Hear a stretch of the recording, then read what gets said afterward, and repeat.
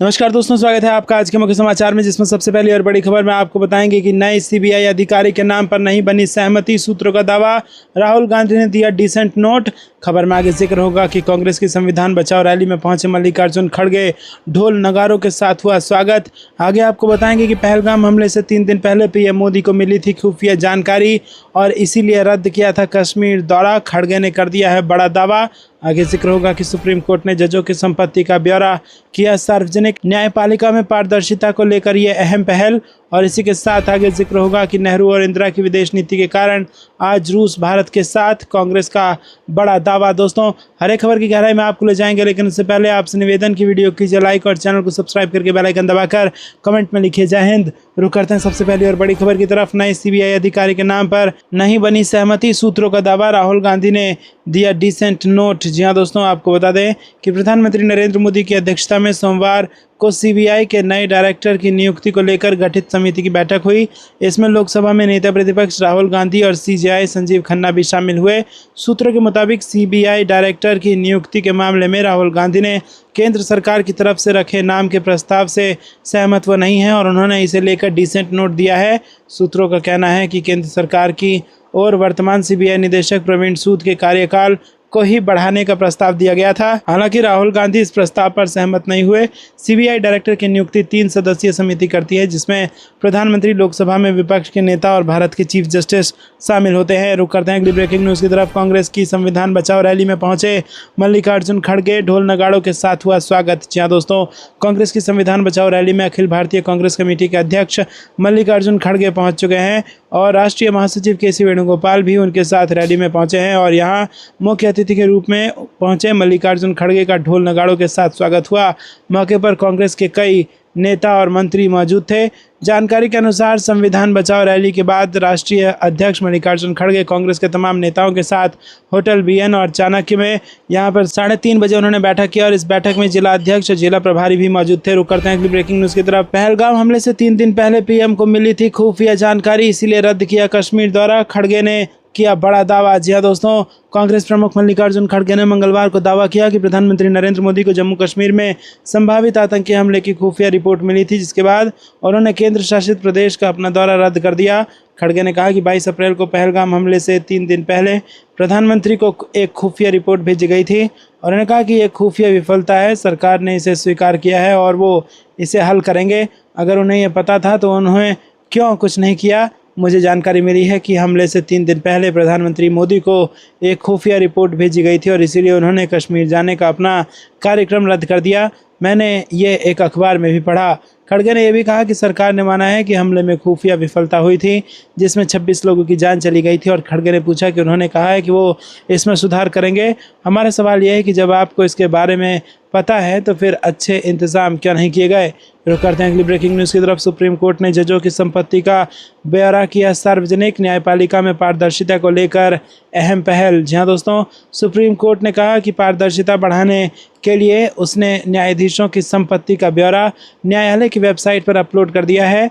ये कदम संबंधित विवरण को सार्वजनिक करने के न्यायालय के फैसले के अनुरूप है। कोर्ट द्वारा जारी एक विज्ञप्ति में कहा गया है कि उच्चतम न्यायालय की पूर्ण अदालत ने 1 अप्रैल 2025 को निर्णय लिया है कि इस न्यायालय के न्यायाधीशों की संपत्ति का विवरण उसकी वेबसाइट पर अपलोड करके सार्वजनिक किया जाएगा। पहले से प्राप्त न्यायाधीशों की संपत्ति का विवरण अपलोड किया जा रहा है और अन्य न्यायाधीशों की संपत्ति का विवरण भी प्राप्त होते ही अपलोड कर दिया जाएगा। शीर्ष अदालत ने उच्च न्यायालयों और उच्चतम न्यायालय में नियुक्तियों की पूरी प्रक्रिया को भी जनता के संज्ञान में लाने के लिए अपनी वेबसाइट पर डाल दिया है, जिसमें उच्च न्यायालय कॉलेजियम को सौंपी गई भूमिका सहित अन्य बातें शामिल हैं। रुक करते हैं अगली ब्रेकिंग न्यूज़ की तरफ। नेहरू और इंदिरा की विदेश नीति के कारण रूस भारत के साथ, कांग्रेस का बड़ा दाव। जी हाँ दोस्तों, आपको बता दें कि यहाँ पर कांग्रेस नेता सुप्रिया सेनेत ने रूस के राष्ट्रपति व्लादिमीर पुतिन द्वारा प्रधानमंत्री मोदी को फ़ोन किए जाने के बाद रूस के भारत के साथ घनिष्ठ संबंधों की नींव रखने का श्रेय पूर्व प्रधानमंत्री पंडित जवाहरलाल नेहरू और इंदिरा गांधी को दिया। यहाँ पर आपको बता दें कि बात करते हुए श्री नेत ने कहा कि रूस भारत के साथ खड़ा है और ये हर सरकार द्वारा अपनाई गई विदेश नीति का नतीजा है और इसकी नींव पंडित जवाहरलाल नेहरू ने रखी थी। आज भारत के रूस के साथ अच्छे संबंध है और ये पंडित जवाहरलाल नेहरू और इंदिरा गांधी की देन है। श्री नेत ने क्षेत्रीय सुरक्षा चिंताओं को भी संबोधित किया तथा मौजूदा तनाव को राष्ट्रीय सीमाओं से परे एक व्यापक लड़ाई बताया। उन्होंने कहा कि यह भारत और पाकिस्तान से ज़्यादा मानवता और अमानवीयता के बीच की लड़ाई है। पाकिस्तान भारत विरोधी ताकतों को संरक्षण देता रहा है। पीएम मोदी को ऐसी ताकतों को मुंहतोड़ जवाब देना चाहिए। सोमवार को रूसी राष्ट्रपति व्लादिमीर पुतिन ने प्रधानमंत्री नरेंद्र मोदी से बात की। विदेश मंत्रालय की ओर से जारी बयान में कहा गया कि उन्होंने पहलगाम में हुए नृशंस आतंकी हमले की कड़ी निंदा की और आतंकवाद के खिलाफ लड़ाई में भारत को पूर्ण समर्थन देने की बात कही। रुक करते हैं कि ब्रेकिंग न्यूज़ की तरफ। जातियों के सोशल इंजीनियरिंग से अखिलेश की सत्ता वापसी की जुगत, बढ़ाया बीजेपी बीएसपी का टेंशन। जी हाँ दोस्तों, समाजवादी पार्टी अध्यक्ष अखिलेश यादव पिछले 10 दिनों में 6 बार प्रेस कॉन्फ्रेंस कर चुके हैं। जब भी वो मीडिया से मुखातिब होते हैं तो कभी चौरसिया समाज के लोग उनके साथ होते हैं तो कभी राजभर बिरादरी के नेता मंच पर होते हैं। एक बार उनके साथ नोनिया चौहान जाति के नेता नजर आए और एक दिन अखिलेश अपने साथ लालचंद गौतम को लेकर मीटिंग हॉल में पहुंचे। गौतम को उन्होंने बाबा साहेब अम्बेडकर की मूर्ति भेंट की और कुछ दिनों पहले गौतम ने भी अखिलेश यादव को भी एक तस्वीरें तोहफे में दी थी और इसी फोटो पर जमकर विवाद हुआ था। रुक करते हैं अगली ब्रेकिंग न्यूज़ की तरफ। बिहार विधानसभा चुनाव 2025 कुर्मी वोट बैंक को साधने में जुटी कांग्रेस, मतदाताओं को लुभाने में जुटे भूपेश बघेल। जी हाँ दोस्तों, आपको बता दें कि यहाँ पर बिहार विधानसभा चुनाव को देखते हुए कांग्रेस ने कुर्मी वोट बैंक को साधने की बड़ी रणनीति पर काम करना शुरू कर दिया है। इसी कड़ी में छत्तीसगढ़ के पूर्व मुख्यमंत्री और कांग्रेस के वरिष्ठ नेता भूपेश बघेल 19 मई को पटना पहुंच रहे हैं। उनका ये दौरा पूरी तरह से कुर्मी समाज को साधने और संगठन को जमीनी स्तर पर मजबूती देने के मकसद से जुड़ा बताया जा रहा है। दरअसल बिहार में करीब 4% कुर्मी मतदाता हैं और इसीलिए कांग्रेस अब उन्हें साधने की मुहिम में जुट गई है। बघेल पटना में कुर्मी समाज के लोगों से बड़ी बैठक करेंगे और राहुल गांधी के विचारों को उनके सामने रखेंगे। कुर्मी मतदाताओं पर मुख्यमंत्री नीतीश कुमार का दबदबा है। बताया जाता है कि पटना दौरे के क्रम में भूपेश बघेल सबसे पहले पटेल छात्रावास में छात्रों के साथ मुलाकात करेंगे और उनके साथ बातचीत करेंगे। माना जा रहा है कि वह युवाओं को कांग्रेस की विचारधारा और राहुल गांधी की नीतियों से जोड़ने की कोशिश करेंगे और उसके बाद बघेल पटना में कुर्मी समाज के प्रमुख प्रतिनिधियों के साथ एक बड़ी बैठक करेंगे, जहां वो राहुल गांधी के विचार, योजनाओं और कांग्रेस की रणनीति को समाज के बीच रखेंगे। रुक करते हैं अगली ब्रेकिंग न्यूज़ की तरफ। पटना में शिक्षक अभ्यर्थियों पर लाठीचार्ज, तेजस्वी यादव बोले नीतीश बीजेपी सरकार का मुख्य शौक अन्याय व अत्याचार करना। जी हाँ दोस्तों, आपको बता दें कि बिहार की राजधानी पटना में TRE 3 सप्लीमेंट्री रिजल्ट की मांग को लेकर प्रदर्शन कर रहे शिक्षक अभ्यर्थियों पर पुलिस ने लाठीचार्ज की है, जिसमें कई अभ्यर्थी चोटिल बताए जा रहे हैं। TRE अभ्यर्थी मंगलवार को CM हाउस का घेराव करने पहुंचे थे और वहीं अभ्यर्थियों के खिलाफ पुलिस की कार्रवाई को लेकर बिहार विधानसभा के नेता प्रतिपक्ष और RJD नेता तेजस्वी यादव ने नीतीश सरकार पर निशाना साधा। RJD नेता तेजस्वी यादव ने मंगलवार को सोशल मीडिया प्लेटफॉर्म X पर अभ्यर्थियों पर लाठीचार्ज का वीडियो शेयर किया और उसके साथ उन्होंने लिखा कि लोकतांत्रिक तरीके से अपनी मांग रख रहे युवाओं को बर्बर पिटाई, अन्याय व अत्याचार करना नीतीश बीजेपी सरकार का मुख्य शौक है। ये निकम्मी सरकार अपराधियों और भ्रष्टाचारियों को संपोषित कर उन्हें संरक्षण देती है तथा छात्रों, युवाओं और बेरोजगारों पर जब मर्जी लाठीचार्ज कर देती है।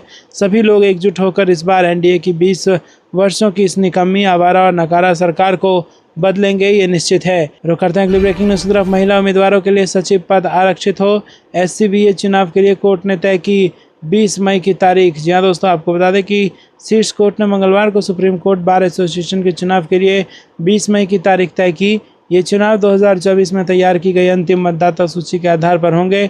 जस्टिस सूर्यकांत और जस्टिस N कोटेश्वर सिंह की बेंच ने निर्देश दिया कि इस बार के चुनाव में SCBA के सचिव पद को महिला वकीलों के लिए आरक्षित किया जाए। इसके अलावा कार्यकारी समिति में पहले से लागू 1/3 महिला आरक्षण भी बना रहेगा।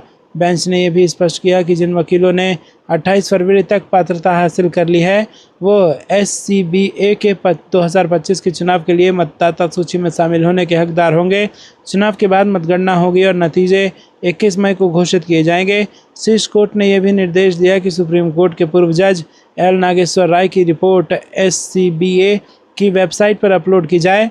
राव को उपनियमों में सुधार के लिए सुझाव देने की जिम्मेदारी दी गई थी। रुक करते हैं अगली ब्रेकिंग न्यूज़ की तरफ। गया क्षेत्र में कांग्रेस की बढ़ गई ताकत, चुनाव से पहले बड़ी महिला नेता ने थाम लिया पार्टी का हाथ। जहां दोस्तों, आपको बता दें कि प्रदेश कांग्रेस मुख्यालय सदाकत आश्रम में सोमवार को आयोजित एक मिलन समारोह में गया जिला परिषद अध्यक्ष नैना कुमारी अपने समर्थकों के साथ कांग्रेस में शामिल हो गई। कांग्रेस के राष्ट्रीय महासचिव सांसद रणदीप सिंह सुरजेवाला और प्रदेश कांग्रेस अध्यक्ष राजेश राम ने उन्हें कांग्रेस की सदस्यता दिलाई। इस मौके पर राजेश राम ने कहा कि नैना कुमारी के कांग्रेस में आने से पार्टी मगध क्षेत्र में मजबूत होगी और बिहार में कांग्रेस के प्रति महिलाओं और युवाओं के साथ समाज के पिछड़े तबके में राहुल गांधी के संघर्षों के कारण आकर्षण बढ़ा है। नैना कुमारी ने कहा कि पूरे देश में एकमात्र नेता राहुल गांधी जी हैं जिन्होंने कमज़ोर दलित वर्ग के लोगों के हक की लड़ाई को आगे बढ़ाया है। दोस्तों, आपको ये कुछ लगता है कमेंट में ज़रूर बताइए। वीडियो को लाइक नहीं किया तो लाइक ज़रूर कीजिएगा। रुक करते हैं अगली ब्रेकिंग न्यूज़ की तरफ। आरक्षण की 50% की सीमा खत्म हो, निजी शिक्षण संस्थाओं में भी आरक्षण हो लागू, कांग्रेस का बयान। जी दोस्तों, कांग्रेस ने सोमवार को कहा कि जातिगत जनगणना के साथ ही ये सुनिश्चित होना चाहिए कि आरक्षण की 50% की सीमा खत्म हो और निजी शिक्षण संस्थाओं में आरक्षण लागू किया जाए। पार्टी के ओबीसी, अनुसूचित जाति और अनुसूचित जनजाति विभागों के प्रमुखों ने भी ये कहा है कि कांग्रेस और राहुल गांधी के दबाव में सरकार जातिगत जनगणना के लिए तैयार हुई है। कांग्रेस के ओबीसी विभाग के अध्यक्ष अनिल जैन ने कहा कि जब मनमोहन सिंह जी प्रधानमंत्री और अर्जुन सिंह जी शिक्षा मंत्री थे तब हमारे संविधान में 93वां संशोधन किया गया था और इसमें अनुच्छेद 15(5) के तहत दलितों, आदिवासियों और समाज के सामाजिक और शैक्षणिक रूप से पिछड़े वर्ग के लोगों के लिए शिक्षण संस्थाओं में आरक्षण का प्रावधान लागू हुआ। उन्होंने कहा कि उस समय सरकारी शिक्षण संस्थाओं में यह आरक्षण लागू हो गया, लेकिन निजी संस्थाओं के लोग इसे अदालत में ले गए, जहां यह मामला आगे बढ़ता चला गया। जैन ने दावा किया कि मोदी सरकार ने पिछले 11 वर्षों में इसको लेकर कोई कदम नहीं उठाया। उन्होंने कहा कि निजी शिक्षण संस्थाओं में आरक्षण लागू किया जाना चाहिए। रुक करते हैं अगली ब्रेकिंग न्यूज़ की तरफ। 20 मई को भारत बंद कराएगा इंडिया। पटना में बैठक के बाद मुख्यमंत्री चेहरे पर आरजेडी ने किया बड़ा दावा। जी दोस्तों, पटना में महागठबंधन के दलों की तीसरी और बड़ी बैठक रविवार को हुई। पटना के दीघा रिसोर्ट में आयोजित इस बैठक में राजद, कांग्रेस, वीआईपी और वाम दलों के नेता मौजूद रहे और इस बैठक में तेजस्वी यादव, कांग्रेस बिहार प्रभारी कृष्णा लावरू, प्रदेश अध्यक्ष राजेश राज समेत अन्य नेता शामिल हुए। सबने 20 मई को वाम दल के द्वारा आहूत बिहार बंद को समर्थन दिया है और इस बंद के जरिए महागठबंधन बिहार में एकजुट होने का सियासी संदेश भी देगा। बिहार चुनाव से पहले बिहार में महागठबंधन की बैठकों का दौर जारी है। रविवार को पटना में महागठबंधन की बैठक हुई तो इसमें राजद, कांग्रेस, वाम दल के तीनों पार्टी के नेता आदि मौजूद रहे। लेफ्ट के नेता दीपांकर भट्टाचार्य ने बैठक में 20 मई को भारत बंद का ऐलान किया और सरकार की नीतियों के खिलाफ में इस बंद का निर्णय वाम दल ने लिया, जिसे अब महागठबंधन के अन्य दल भी समर्थन करेंगे। रुक करते हैं अगली ब्रेकिंग न्यूज़ की तरफ। जेडीयू में होने वाला है कुछ बड़ा। नीतीश कुमार ने पार्टी के नेताओं के साथ बनाया सीक्रेट प्लान। जी हां दोस्तों, आपको बता दें कि बिहार के मुख्यमंत्री नीतीश कुमार के पटना स्थित सरकारी आवास एक आने मार्ग पर जेडीयू के वरिष्ठ नेताओं की एक महत्वपूर्ण बैठक हो रही है। सूत्रों के अनुसार ये बैठक पार्टी संगठन को लेकर है और इस बैठक में आगामी विधानसभा चुनाव में भाजपा और अन्य सहयोगी दलों के साथ सीट बंटवारे और चुनाव अभियान की रणनीति पर चर्चा हो रही है। सूत्रों के अनुसार यह बैठक पार्टी संगठन को लेकर है और इस बैठक में आगामी विधानसभा चुनाव में भाजपा और अन्य सहयोगी दलों के साथ सीट बंटवारे और चुनाव अभियान की रणनीति पर चर्चा हो रही है। बैठक में शामिल होने के लिए जेडीयू के वरिष्ठ नेता और केंद्रीय मंत्री राजीव रंजन उर्फ ललन सिंह, राज्य सरकार की मंत्री लेसी सिंह, मंत्री सुनील कुमार और एमएलसी खालिद अनवर बैठक में भाग लेने के लिए पहुंचे हैं। रुक करते हैं अगली ब्रेकिंग न्यूज़ की तरफ। वक्फ कानून पर सुप्रीम कोर्ट में सुनवाई टली, 15 मई को होगी अगली हियरिंग। जी हां दोस्तों, सुप्रीम कोर्ट में सोमवार को वक्फ संशोधन कानून पर सुनवाई टल गई। अब इस मामले में 15 मई को सुनवाई होगी। अब इस मामले में नई सीजेआई बीआर गवई की बेंच सुनवाई करेगी, क्योंकि मौजूदा सीजेआई संजीव खन्ना 13 मई को रिटायर हो रहे हैं। मामले की सुनवाई करते हुए सीजेआई संजीव खन्ना ने कहा कि ऐसे मामलों में आदेश पारित करने से पहले उचित सुनवाई होनी चाहिए। उन्होंने कहा कि हर किसी की बात सुननी होगी। पीठ ने सुनवाई करते हुए कहा कि हमने जवाबी दलीलों पर गौर किया है। हाँ, पंजीकरण और कुछ आंकड़ों पर कुछ मुद्दों पर सवाल उठाए गए हैं और याचिकाकर्ताओं ने आपत्तियां दर्ज की हैं। इन पर विचार किए जाने की जरूरत है। रुक करते हैं अगली ब्रेकिंग न्यूज़ की तरफ। मुर्शिदाबाद दौरे पर सीएम ममता बोली, जिले में हालात सामान्य, राज्यपाल की रिपोर्ट के बारे में कोई जानकारी नहीं। जी हां दोस्तों, पश्चिम बंगाल की मुख्यमंत्री ममता बनर्जी ने सोमवार को कहा कि हिंसा प्रभावित मुर्शिदाबाद में स्थिति स्थिर हो गई है। बनर्जी ने साथ ही कहा कि दंगों पर राज्यपाल सीवी आनंद बोस की ओर से गृह मंत्रालय को दी गई रिपोर्ट के बारे में उन्हें कोई जानकारी नहीं है। बनर्जी ने कहा कि उन्हें इसके साथ ही राज्य में अनुच्छेद 356 के संभावित क्रियान्वयन के बारे में राज्यपाल द्वारा उल्लेख किए जाने के बारे में भी कोई जानकारी नहीं है। सोमवार दोपहर मुर्शिदाबाद के 2 दिवसीय दौरे पर रवाना हुई बनर्जी ने कहा कि वो पहले भी दौरा कर सकती थी, लेकिन उन्होंने स्थिति सामान्य होने तक इंतजार करना उचित समझा। मुर्शिदाबाद जाने के लिए हेलीकॉप्टर पर सवार होने से पहले बनर्जी ने कहा कि मुझे बोस की गृह मंत्रालय को दी गई रिपोर्ट के बारे में कोई जानकारी नहीं है। राज्यपाल का स्वास्थ्य ठीक नहीं है और हम ईश्वर से उनके शीघ्र स्वस्थ होने की प्रार्थना करते हैं। रुक करते हैं अगली ब्रेकिंग न्यूज़ की तरफ। भारत पाकिस्तान तनाव के बीच पीएमओ में हाई लेवल मीटिंग का दौर जारी। मोदी से मिलने पहुंचे राहुल गांधी। जी हां दोस्तों, आपको बता दें कि पहलगाम हमले के बाद पीएम मोदी की अध्यक्षता में हाई लेवल मीटिंग का दौर आज जारी है। पीएम मोदी ने सोमवार को राष्ट्रीय सुरक्षा सलाहकार अजीत डोभाल के साथ बैठक की और पीएम मोदी से मिलने के बाद डोभाल बाहर निकले। फिर इसके बाद गृह सचिव गोविंद मोहन सिंह पीएम मोदी से मिलने पहुंचे। अब कांग्रेस सांसद राहुल गांधी पीएम मोदी से मिलने पीएमओ पहुंचे हैं। पीएमओ में बैठकों के लगातार दौरे से जल्द ही कुछ बड़ा होने की अटकलें लगाई जा रही है। बता दें कि प्रधानमंत्री नरेंद्र मोदी से कांग्रेस सांसद राहुल गांधी की मुलाकात को महत्वपूर्ण माना जा रहा है और साथ ही संभावना जताई जा रही है कि ये मुलाकात नए सीबीआई प्रमुख के चुनाव को लेकर भी हो सकती है। रुक करते हैं कि ब्रेकिंग न्यूज़ की तरफ। अखिलेश यादव ने सीएम योगी पर कसा तंज। बीजेपी ने कहा गोवंश विरोधी गोबरनामा भाजपा सरकार का नया कारनामा। जी हाँ दोस्तों, उत्तर प्रदेश के सरकारी विभाग की दीवारें अब गाय के गोबर से बने पेंट से रंगी दिखाई पड़ सकती है। इस संबंध में मुख्यमंत्री योगी आदित्यनाथ ने जिम्मेदार अधिकारियों को निर्देश भी दे दिए हैं। हालांकि सीएम योगी के इस फैसले पर सूबे की राजनीति गर्मा गई है। समाजवादी पार्टी के राष्ट्रीय अध्यक्ष अखिलेश यादव ने गोबरनामा के जरिए तंज कसते हुए जोरदार हमला बोल दिया। दूसरी तरफ बीजेपी ने अखिलेश यादव को आड़े हाथों लेते हुए कहा कि यदुवंशी अखिलेश यादव को गाय गोबर और गोवंश से नफरत है। वो मजहबी तुष्टीकरण की राजनीति के नाते गाय गंगा और गीता का अपमान करते हैं। सपा मुखिया और यूपी के पूर्व मुख्यमंत्री अखिलेश यादव ने अपने आधिकारिक एक्स पर एक पोस्ट किया। इस पोस्ट में अखिलेश यादव ने सीएम योगी आदित्यनाथ के उस बयान का जिक्र किया है जिसमें मुख्यमंत्री ने रविवार को समीक्षा बैठक में अधिकारियों को सरकारी भवनों में गोबर से बने प्राकृतिक पेंट का इस्तेमाल करने का निर्देश दिया है। पूर्व मुख्यमंत्री ने गोबरनामा का बीजेपी सरकार का नया कारनामा बताया है। रुक करते हैं अगली ब्रेकिंग न्यूज़ की तरफ। बिहार चुनाव 2025, नीतीश कुमार के बयान से मची सियासी हलचल। क्या फिर मारेंगे पलटी? जी हाँ दोस्तों, बिहार की राजनीति कभी शांत नहीं रहती। चुनावी मौसम आते ही सियासी बयानबाजी तेज हो जाती है। गठबंधन बदलते हैं, दोस्ती दुश्मनी की ओर और दुश्मनी दोस्ती में तब्दील हो जाती है। लेकिन इस बार हलचल का कारण वही पुराना चेहरा है। मुख्यमंत्री नीतीश कुमार हाल ही में उनके एक बयान ने पूरे राज्य में सियासी भूचाल ला दिया है। रविवार को पटना में हुए खेलो इंडिया यूथ गेम्स के उद्घाटन समारोह के दौरान नीतीश कुमार ने एक ऐसा बयान दिया जिससे अटकलों का बाजार गर्म हो गया है। उन्होंने कहा कि मुझे मुख्यमंत्री किसने बनाया था? स्वर्गीय अटल बिहारी वाजपेयी ने।